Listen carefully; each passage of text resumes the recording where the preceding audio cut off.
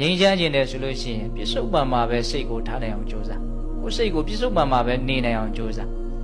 မြတ်စွာဘုရားဘယ်လိုသင်ပေးတော့အတိတံနာနာကမေယနပတိကင်ခေအနာဂတံယရတိတံပိဟိနန္တအပ္ပတင်္စအနာဂတံယရတိတံပိဟိနန္တအတိတ်ဆိုတာပြီးခဲ့ပြီဘာမှမရှိတော့ဘူးတဲ့ဒါကြောင့်မလို့အတိတံနာနာကမေယဘာမှမရှိတော့တဲ့အတိတ်နဲ့ပတ်သက်ပြီးတော့စိတ်ကိုအစဉ်လိုက်မနေနဲ့တဲ့ဖြစ်ခဲ့ပြီးသားတွေနဲ့ပတ်သက်ပြီးတော့စိတ်ထဲမှာပူလောင်မနေနဲ့ပင်ပန်းမနေနဲ့ဆင်းရဲမနေနဲ့အတိတ်ဟာမရှိတော့ဘူးဆိုတဲ့ဒီအမှန်တရားကိုပြီးပြီးပြင်းပြင်းမြင်အောင်ကြိုးစားပြီးတော့မရှိတော့တာနဲ့ပတ်သက်ပြီးတော့စိတ်ထဲမှာဘာကိုမှသေဆောင်သွားမနေနဲ့မရှိတာကြီးကိုစိတ်ထဲအရှိလုပ်ပြီးတော့သေယူမနေနဲ့ဟုတ်လားအပ္ပတင်္စအနာဂတံနောက်အနာဂတ်ဆိုတာတကယ်ရောက်လာသေးတာမဟုတ်အဲ့ဒါကြောင့်မလို့အတိတနာနာကမိယနပတိကင်ခေအနာဂတံအနာဂတ်ကိုလည်းဘာမှတောင့်တမှုကြောက်ကြမှုတွေနဲ့ပူလောင်ပင်ပန်းပြီးတော့မနေနဲ့အနာဂတ်ကိုလည်းအစင်မလိုက်နဲ့ဒါမျိုးဆိုပြသင်ပေးထားတာငြိမ်းအေးခြင်းတဲ့ဆိုလို့ရှိရင်ဘာမှမရှိတော့တဲ့အတိတ်ကြီးကို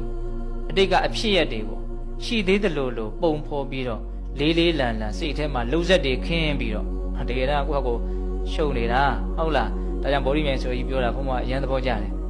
ဒုက္ခတွေထဲမှာတကယ်ဒုက္ခတမတရှိတာပါတဲ့ကျန်တာတွေကလှုပ်ဆက်တွေကြီးပဲဟုတ်လားစိတ်ထဲကိုယ့်ကိုဖန်တီးနေတာဆင်းရဲနေတာဘယ်သူကငါဘလို့ပြောခဲ့တာဟာဘာလုပ်ခဲ့တာဘာဖြစ်တယ်ညာဖြစ်တယ်ဘာမှလည်းရှိတော့တာမဟုတ်ဘူးအဲ့ဒီဥစ္စာကြီးကဘလောက်ထိဘုံဘုံတို့ညံနေလဲဆိုတာဒီတစ်ချက်နဲ့စီစစ်ကြည့်ရင်ကိုသိနိုင်တယ်မရှိတော့တာကြီးကိုမလုပ်နဲ့တော့အရှိလို့ပြီးတော့စိတ်ထဲမှာလေးလံနေတာဟုတ်လားဒါကြောင့်အတိတ်ကိုမသေးဆောင်နဲ့နောက်အနာဂတ်ကိုလည်းကြိုးကြိုးပြီးတော့ဘုံဘုံတို့ဝင်တော့ဝင်ဖို့ကြိုးကြိုးပြီးတော့လည်းယူနေတဲ့အပိုင်းရလည်းပဲအရန်ပိုင်မဲ့ရောက်တယ်လို့ဆိုနိုင်တယ်ဘာမှမသေးကြတဲ့ကိစ္စကိုသေကြတယ်လို့လူကြီးလှုပ်ပြီးတော့စိတ်ထဲမှာပူစရာရှိပူဟာတကယ်ဖြစ်တော့လဲပူအောင်မှာနော်ဟုတ်လားမဖြစ်ခင်ကလည်းကြိုးပူလို့အပူကရော့မထင်နဲ့ဟုတ်လားတကယ်ဖြစ်တော့ပါဦးနော်ပူအောင်မှာဘုံမတော်ရိုးလေးစဉ်းစားပါတယ်အနာဂတ်နဲ့ပတ်သက်ပြီးတော့ငါဖြစ်တော့မှပဲပူလိုက်တော့မယ်ကွာမဖြစ်ခင်ကတော့ကြိုးပြီးတော့ပူမနေနိုင်ဘူးလို့ဟုတ်လားမဖြစ်ခင်ကကြိုးပူလို့ဖြစ်တဲ့အခါမှာဘုံဘုံတို့ရော့နေတယ်ဆိုရင်လည်းတမျိုးလေအတိတ်ပဲကဟုတ်လားဒါကြောင့်မြတ်စွာဘုရားကအတိတ်ဆိုတာမရှိတော့ဘူးအနာဂတ်ဆိုတာမရောက်သေးဘူးဒါကြောင့်အတိတ်နဲ့အနာဂတ်ကိုကောင်းကောင်းနားလည်ပြီးတော့သူတို့ကြောင့်စိတ်ထဲမှာမပင်ပန်းစေနဲ့မပူလောင်စေနဲ့အကုသိုလ်မဖြစ်စေနဲ့ဟုတ်လားပိစုပန်နေစာယောဓဘာတထတထဝိပဿတိအတ္တဟိတအတ္တကုပ္ပတံဝိရောမနုပြွေကြီးအခုလုံးလုံးစေဖြစ်နေတဲ့သဘာဝတရားလေးရဲ့ပုံမှာအမှန်ကန်သိပြီးတော့နေတဲ့အလုပ်ပညာရှိတဲ့ပုဂ္ဂိုလ်ဆိုတာကြိုးစားတယ်လုပ်တယ်တဲ့ဘာဖြစ်လို့တော့